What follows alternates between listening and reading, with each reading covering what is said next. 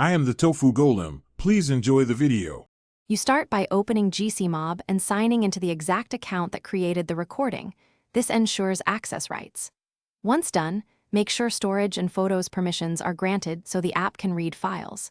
If you see a prompt to sync or restore data, accept it. That triggers the app to index local and cloud recordings. Now tap the main menu and go straight to the Recordings or History section. This initiates the search for available files. Next, use the in-app filters to narrow results by date, device, or file type. This reduces noise and speeds discovery. Make sure you check both local and cloud tabs, because recordings can be stored in one or the other. Toggle sync if the cloud list is empty. Once thumbnails appear, tap a preview to confirm the timestamp and audio/video quality.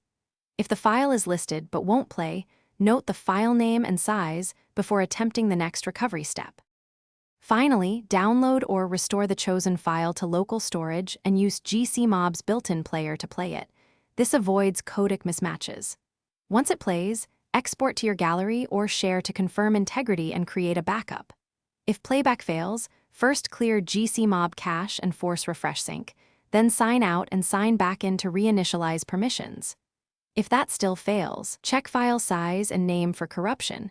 Corrupted files often won't play. Thanks for watching. Consider subscribing if we helped you today.